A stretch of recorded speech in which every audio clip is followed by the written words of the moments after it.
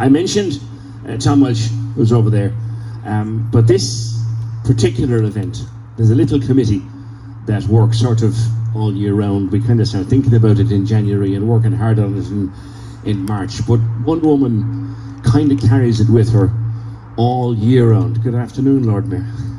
Lord Mayor is with us, Fergal Dennehy. One woman carries this and nurtures it like one of her own children for the whole 12 months leading up to every Sunday in June, when hopefully the only thing that's left to chance is the weather. Would you welcome, please, Carmel Cantwell.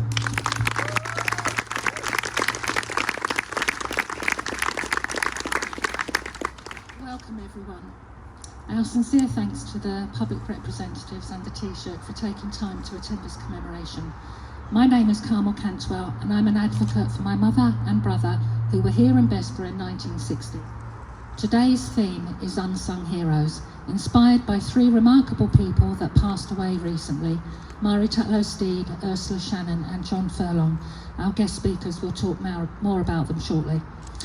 I would also like to acknowledge and thank the many people, some of whom are here today, that have advocated for so many of us and our families who have been adversely affected by what happened here at Bessborough and indeed at other mother and baby institutions countrywide. Your relentless work over many years fighting for adoptees' rights, helping families affected by adoption to reunite and adoptees to regain their identity is greatly appreciated. You selflessly gave your time, effort, compassion and support to those who desperately needed it. All of you are also unsung heroes, and whilst there are many, I would like to especially mention Claire McGettrick, Catherine O'Donnell, Maeve O'Rourke, Jim Smith, Tom Welsh, Martin Parfrey, Mary Harney, Brian Oman, the late Catherine Brady, Judy Campbell, Kathy Finn, Brian Cantwell, and the younger generation coming through now, such as Daniel Loftus. I also would like to thank PJ for his continued support, Christy Kerwin as co-organiser, Karen Underwood, who has provided the music not only today but on 2 other occasions, and are joined this time by Karen, her daughter Christiana, and Hannah Fitzgerald. This event started 11 years ago when we came together to remember the women and children of Bessborough that died. 923 plus children and 31 women died, according to the Mother and Baby Home Commission of Investigation report. The children died in highly disproportionate numbers compared to the general public, and the burial places of 859 children and 12 women is still not known to this day. There are only burial records for 64 of the children, which begs the question, where are the others? My mother was told by the nuns here that her baby was buried in the small graveyard just behind me. She was lied to, and we found out in 2019 that her baby, my brother William, was buried in Cars Hill Cemetery, apparently in a mass grave of 30,000 people. To this day, we cannot sit and pray and pay our respects to William as it's at his actual burial place. I have to say it again, 859 Irish children and 12 Irish women are missing. Let that sink in for a moment. North of this folly here, including the old farmyard area, are under threat of being developed. The original Bessborough estate was 210 acres, of which 150 acres has already been developed, so only 68 acres remain. Planning applications to build on this land are active, yet the burial places of all these children and women are still not known. Furthermore, we have spoken to some witnesses who saw burials take place randomly in different places on these grounds.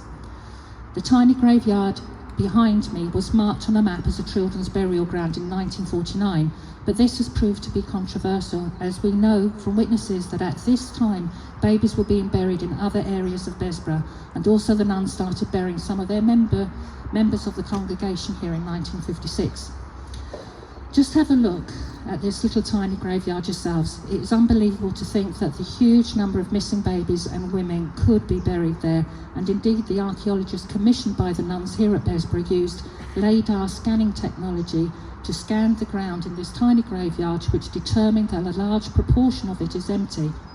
The Mother and Baby Home Commission of Investigation stated it is likely that burials took place on the grounds, but they deemed that the remaining undeveloped 60 acres was too big to be thoroughly examined.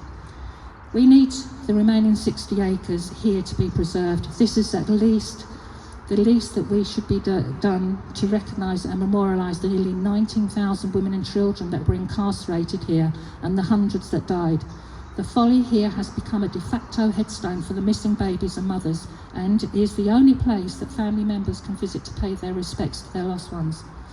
I ask all of you, especially the Taoiseach, to get behind our campaign to save what is left of Bessborough and to support Councillor Peter Horgan's proposal for the remaining grounds here to be subject to a compulsory purchase order so that it can be kept out of the reach of developers.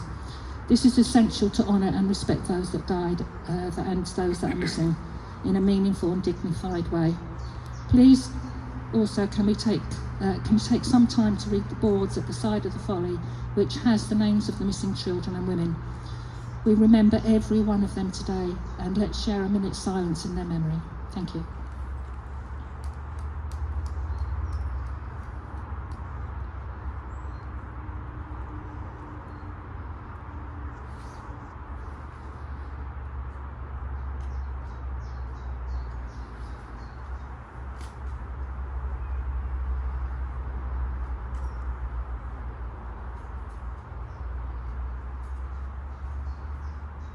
Thank you. Carmel, thank you very much, Carmel.